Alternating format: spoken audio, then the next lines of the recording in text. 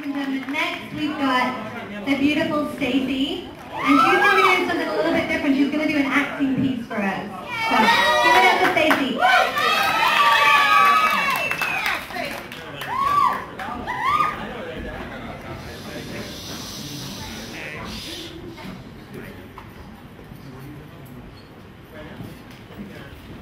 When the doctor first told me, I don't remember how I felt.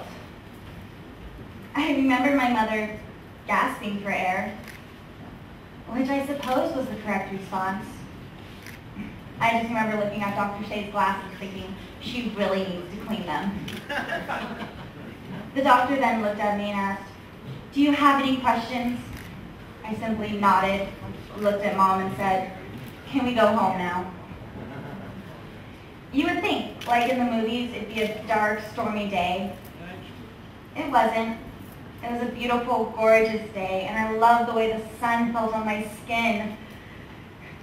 When we got in the car, my mom put my favorite radio station on, the one on memory button 6, the one I love and she hates. Loud and disrespectful, she called it. Head-banging music. How could you possibly understand what they're saying? All they do is talk about drugs and rape and alcohol and violence and sex. She never really could say it. You know, like if you never said a bad thing, it would never happen. Guess she got proved wrong today. My head was killing me that car ride home, but I didn't want to take another pill. Not yet. I wanted to make the feeling of the sun last. Last. What a funny word. Last as in continuing, or last as in ending. Next thing I know, the car ride was stopping, and we were home. I must have fallen asleep, as I've been prone to do lately. The medicine just makes it worse, except for longer periods. Last week I slept for an entire day. Anyway, when we got inside, my mom asked if I wanted anything. She said, "Anything you want?" I just looked at her, and I wanted to say, yeah, I want to live to be 100, or 50, 25. How about 17? Can I have just one more birthday? Can I, please?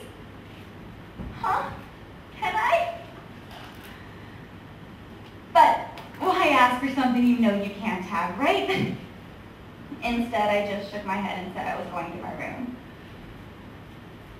I look around my room with fresh eyes, and I see the dress Jenny made me buy. She says it goes good with my bone structure, and how jealous she is of my bone structure.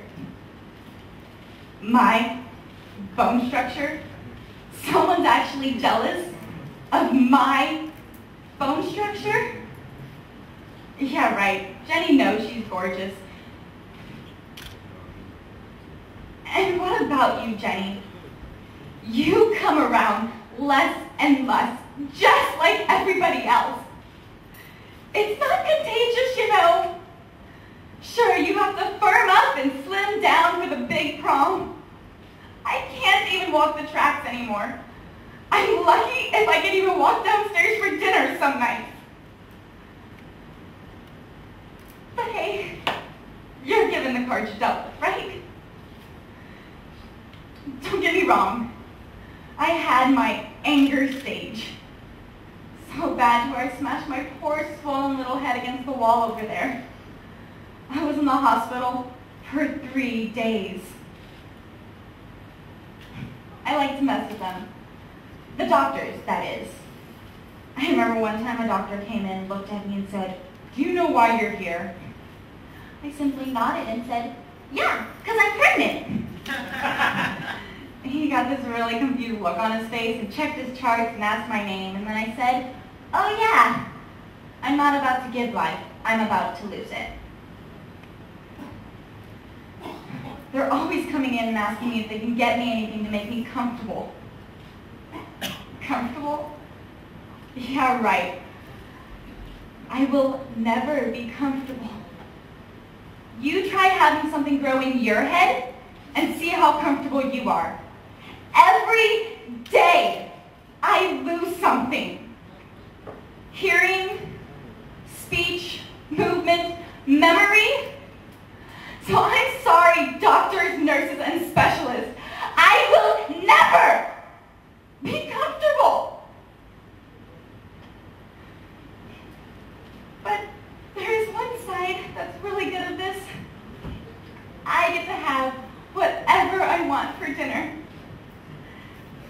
You know what? Tonight, I think I'm going to have an ice cream sundae with chocolate sauce and caramel and whipped cream sprinkles and a cherry.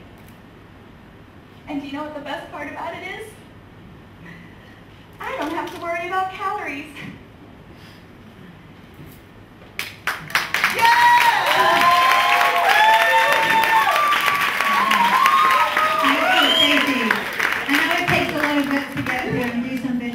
Not usual at these kind of events, so one more time to Stacy, please.